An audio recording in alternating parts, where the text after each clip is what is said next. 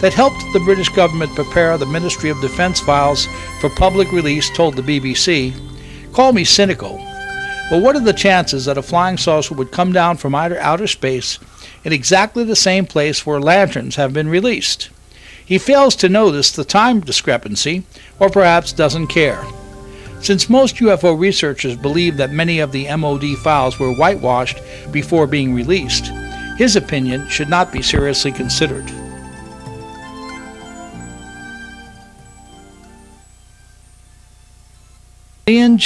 Nider Mountain in the Brecon Beacons, Powys, when they spotted unusual lights over Talybont on Usk in Wales. The incident took place on June 12, 2008, at around 11:40 p.m. at night, and Jack took a cell phone photograph of the lights.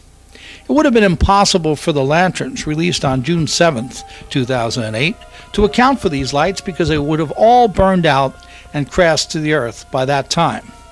Dr. Griffey, a psychologist at Cardiff University, told UK newspapers, "There were 7 lights, and having read the description from the soldiers in Shropshire, there are some similarities. They were the same sort of color and the same spherical shape that they reported. I know I wasn't seeing things because Jack saw exactly the same thing that I did, and 2 other cars pulled over to look. There was no noise whatsoever. It was a bit eerie. I've driven over this mountain for 17 years and have never seen anything like it." When confronted with the Chinese lanterns theory, Dr. Griffey stated, "The police helicopter crew said they failed to record the sighting on their equipment. The psychologist noted the same thing that I pointed out when the lanterns theory was put forth a few days ago, that they should have shown up on the police helicopter's camera equipment, or at least the pilot's night vision goggles."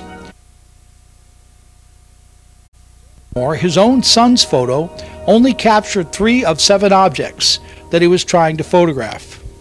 Dr. Griffey went on to say, "If it had been a natural phenomenon, you surely would have been able to photograph all of it. I'd like someone to explain, because I have no idea what to make of it." The location of the June 12th sighting lies directly between the locations of the June 7th to 8th Turnhills Barracks and the St. Athan police helicopter incidents. If someone were to explain this sighting using the Chinese, they did. He managed to take several photographs before going back in his house to report the UFOs. Osborne called nearby RAF Ottaham. Osborne's daughters, Natalie, 20, and Charlotte, 18, remained outside and watched the objects. Charlotte said, "There were about 12 of these orange-colored spherical objects. I thought, oh my God, what the hell is that?" They were changing formation in the sky for about half an hour. Natalie, a university student, was equally impressed and said, "Chinook helicopters regularly fly over, but these were silent. It's scary." The Osbornes were not the only Basingstoke UFO witnesses. Reg Lockyer, 47, claimed he saw up to 20 of them and told a local newspaper, "I thought it was absolutely a fleet of UFOs." In behavior that is identical to what happened in places like New Jersey, Indiana, Illinois, and Texas over the past year in the USA, witnesses say that the lights over Basingstoke drifted across the sky, switching from a delta formation to a random pattern, then an arced line and a triangle before disappearing.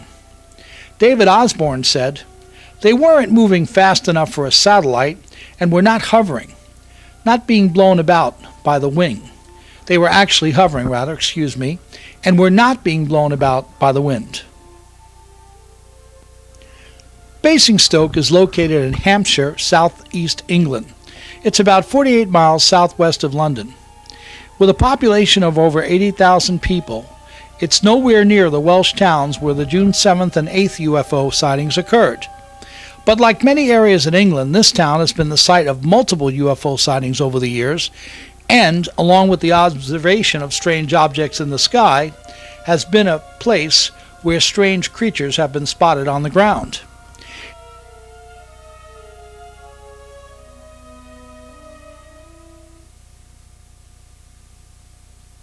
It's important to note that there have been daytime sightings of dark triangle and cube-shaped objects in the sky over Hampshire.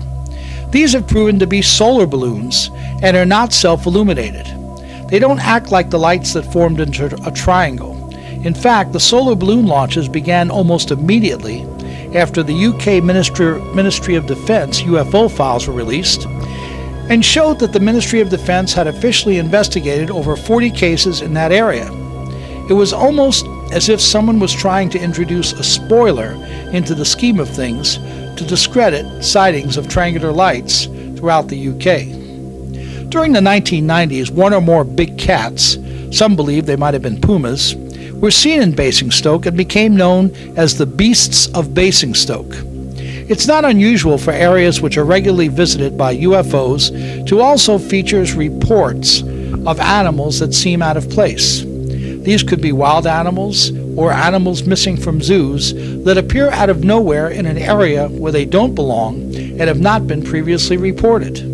Some believe it finally vanished. During that time, the object moved over several houses and hovered just a few feet above the rooftops. The light inside the houses became extremely bright as the object passed over. Ms. Dixon, our local